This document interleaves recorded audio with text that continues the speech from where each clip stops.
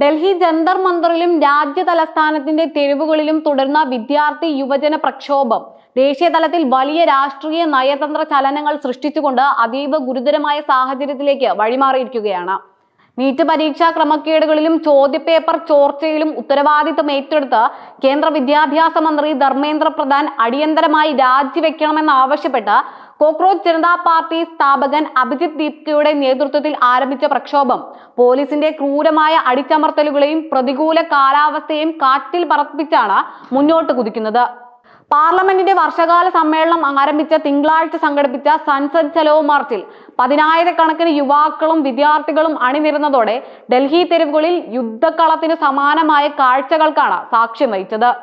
ബാരിക്കേഡുകൾ ഉയർത്തി സമരം തടയാൻ ശ്രമിച്ച ഡൽഹി പോലീസ് പ്രതിഷേധകർക്ക് നേരെ അതിശക്തമായ ലാത്തി ചാർജും കണ്ണീർ വാതകവും പെപ്പർ സ്പ്രേയും പ്രയോഗിക്കുകയുണ്ടായി.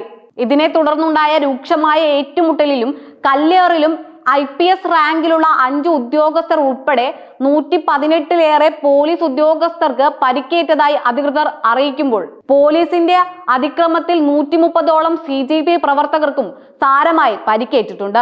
ഇതിൽ RML ആശുപത്രിയിൽ ചികിത്സയിലുള്ള ഒരു 20 വയസ്സുള്ള വിദ്യാർത്ഥിനിയുടെ തലക്കേറ്റ പരിക്ക് അതിഗുരുതരമായി തുടരുകയാണ്.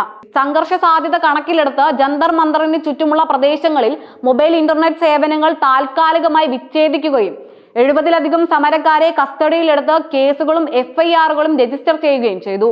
തിങ്കളാഴ്ച വൈകിട്ടോടെ സുരക്ഷാ സേന ബലപ്രയോഗത്തിലൂടെ ജന്തർ മന്ദറിലെ താൽക്കാലിക വേദിയും പന്തലുകളും തകർത്തു മാറ്റിയെങ്കിലും കനത്ത മഴയെ പോലും തൃണവൽക്കരിച്ച് അന്ന് രാത്രി തന്നെ അഭിജിത് ദീപ്കയുടെ നേതൃത്വത്തിൽ ആയിരക്കണക്കിന് പ്രക്ഷോഭകർ വീണ്ടും സ്ഥലത്ത് ഒത്തുകൂടുകയും മിനിറ്റുകൾക്കുള്ളിൽ പുതിയ സ്റ്റേജ് കെട്ടി ഉയർത്തി പ്രതിഷേധം പുനഃസ്ഥാപിക്കുകയും ചെയ്തു.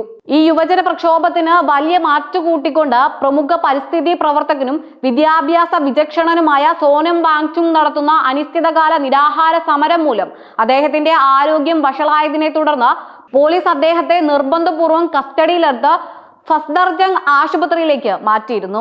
വിദ്യാർത്ഥി പ്രതിനിധികൾക്ക് പാർലമെന്റ് അംഗങ്ങളെ നേരിട്ട് കണ്ട് തങ്ങളുടെ ആശങ്കകൾ ബോധിപ്പിക്കാൻ അവസരം ലഭിക്കുന്നതുവരെ ആശുപത്രിയിലും നിരാഹാരം തുടരുമെന്നാണ് വാങ്ചുങ് പ്രഖ്യാപിച്ചിരിക്കുന്നത്. തെരുവിൽ സമരം അതിരൂക്ഷമായതോടെ കേന്ദ്ര ഭരണകൂടം പ്രതിരോധത്തിലാവുകയും സമരം അവസാനിപ്പിക്കാനുള്ള നീക്കങ്ങളുടെ ഭാഗമായി കേന്ദ്ര ആരോഗ്യമന്ത്രിയും BJP ദേശീയ അധ്യക്ഷനുമായ JP നഡ്ഡയുമായി CJP പ്രതിനിധികൾ 2 ഘട്ടങ്ങളിലായി ചർച്ച നടത്തുകയും ചെയ്തു.